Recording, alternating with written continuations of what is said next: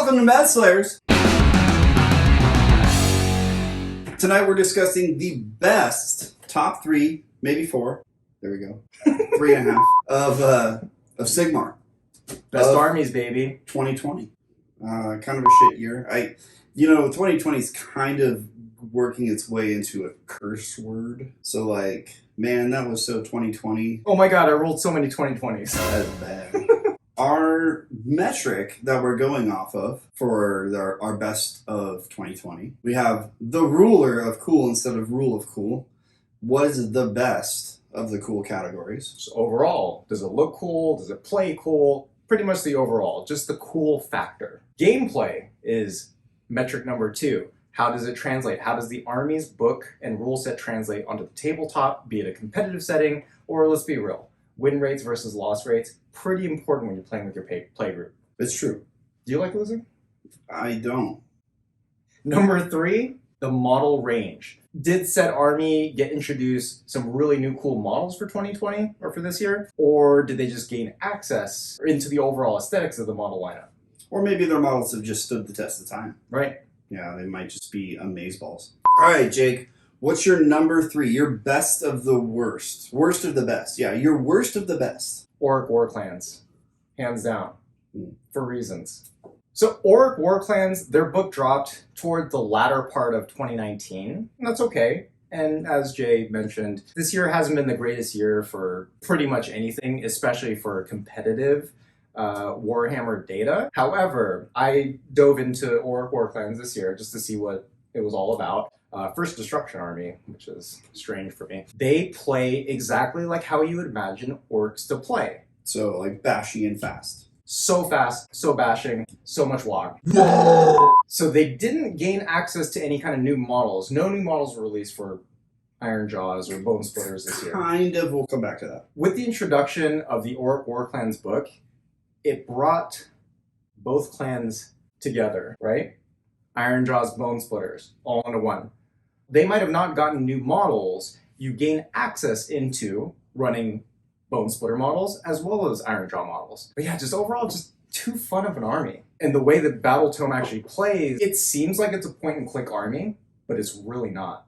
In a meta where it's very wizard-heavy, very casting-heavy, very mortal wounds-heavy, with orcs, you really have to work for your win. But if you can actually build those synergies together and pop everything off, oh my goodness, it's almost unstoppable. Is it a top tier competitive? I would argue that it's not. Is it bottom? Far from it. No. It is just on that cusp of in the hands of the right general, so scary. Sure. And so good. And the models look so cool. And gore grunted. So what's your number 3, Jay? So my worst of the best this year is Sons of Behemoth, or Giants, or Gargantuans, whatever you want to call them. Mostly because they're underestimated, but they do have a learning curve. So in the hands of somebody brand new, I don't usually suggest it, because they do take a little bit to learn the finesse. But they can manipulate so many things, and what they did bring to the table was allies to literally any army. So the destruction models that you talked about that didn't get any models, well, they actually did. They got a couple of gargantuans. I guess. And having a big, 30 wound bastard, or the fat bastard as my clan is called, it's not bad. This is true. That's actually a really good point. So barrier of entry for a newer player might be a little bit difficult because of the counts as rule. Right. The counts as very tactical, and they have something where you can kick objectives, right? They do. Yeah. And that does take a little bit of skill to do it correctly. You have to set up in position well, but you're chucking models just all over the table. But they are very dollar efficient, and that's something. The models are so cool, though. They're amazing. I mean, come on. Okay, new giant model, old giant model. Bone grinder. Yes, this is a giant. So what's your new number 2 spot? My number 2 goes to Cities of Sigmar. Okay. Why? There was a lot of hate that went out towards Cities of Sigmar when the book first came out, where it was like a mishmash. Oh, you? That's right. I wasn't a fan. I warmed up. Okay. Pretty much why I put Cities of Sigmar at the number 2 spot for myself this year is because there's so much flexibility in how you can build the army. You want a mortal wound spam with wizards? You can do that. You want an artillery line? You can do that because steam tanks. Do you want Stinks. Do you want archer line? You can do all that with City of Sigmar. Basically, you have access to build whatever kind of flavor you want within your army, and it seemingly performs well. Even when you throw a mishmash of units together, the book allows synergies. On top of it, it's the throwback and the homage to original Warhammer Fantasy, right? Very classical feel. Yeah. Yeah. I think that's an important factor too, especially considering how many people are jumping back into Warhammer, not only this year, but just recently since 8th edition kicked off.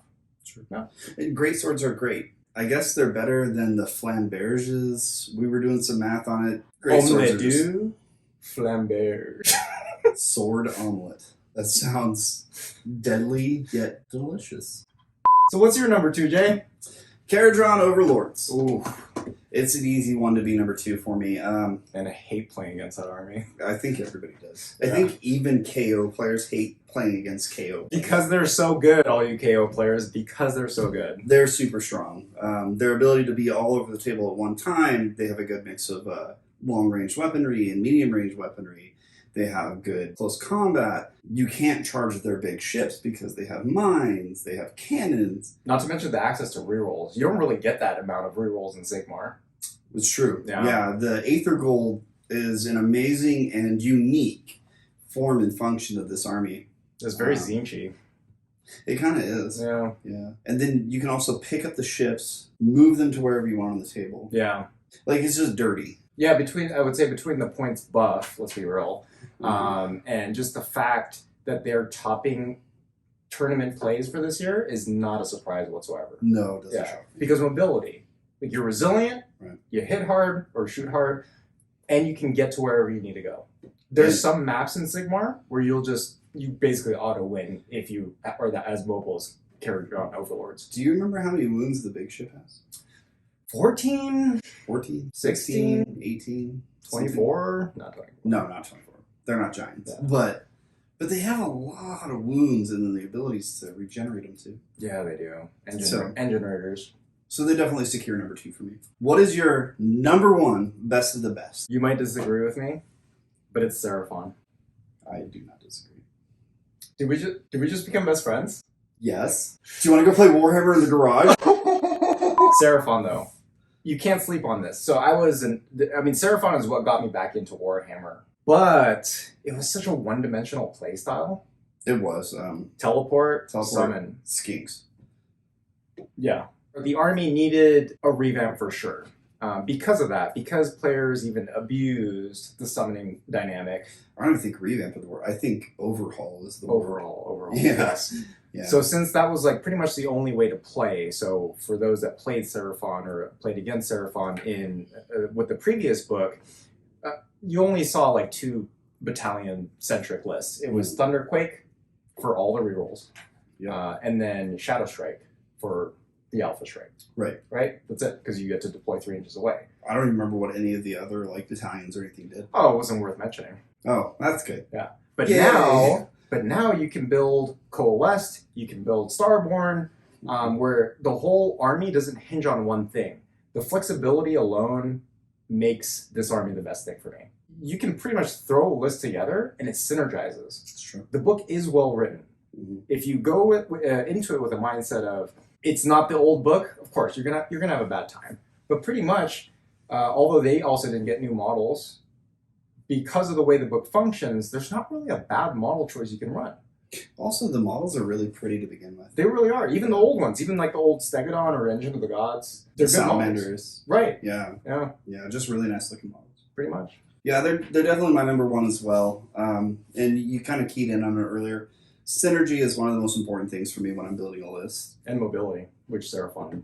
They definitely have. They have in spades. When you can stack 4, 5, 6 buffs onto 1 unit of Saurus, and they just become nearly unkillable. Yeah. Well, especially if you're running Coalesce, because that's a reduction of damage by 1. Exactly. Yeah. Yeah, and so they're just really, they're They're a rock that's hard to move.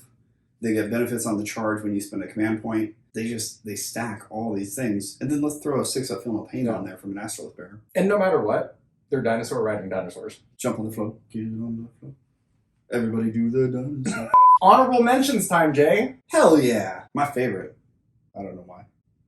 Honorable mentions. Let's go. Let's do it. Let's do it. Tzeentch. Oh. Sleeper army. Oh. You have 5 wound battle line. Oh, yeah, they do. Yeah. Because this. So we'll walk through this, because this is a solid honorable mention. Pink horrors start here, which turn into blue horrors, 2. ultimately resulting in brimstones. 2. And that's how the math works out. So we get 1 pink, 2 blue, which turns into 2 brims. 1 brim apiece. Yeah. So that's 5 wound models. They have a variety of either shooting, a little bit of minor spellcasting, or just decent little close combat. If you choose or opt not to split because maybe you don't have the models or you can't profitably fit them into the unit because you're already in combat, you can just deal free mortal wounds. They have just untold amounts of synergy with the rest of the army. So Yeah, and they're still kicking butt in competitive play. they are. Yeah. Now, when I played against a Tzeentch heavy list or a Tzeentch centric list with even my Sons of Behemoth, they fell, which is why they hit honorable mention. My honorable mention, Jay. Oh dear Lord! Please tell me what it is. Sons of Behemoth. Oh, that is your own. Yeah, I guess we have some overlap. Yeah, a little bit. I think they're just really cool. Sure. Yeah, but like as an army, yeah, okay, they're good. They're really, really good. Not an army I would play, like for me personally, but it's not about me personally. It's about for the greater good. If you Not had the a army tower for defense. free, would you take it to a tournament? I don't know. Because of the reliability. Sure, you can accomplish what you're trying to accomplish, but honorable mention. But it made it onto my list because of how cool the models look. Remember the new giant, the giant, versus that?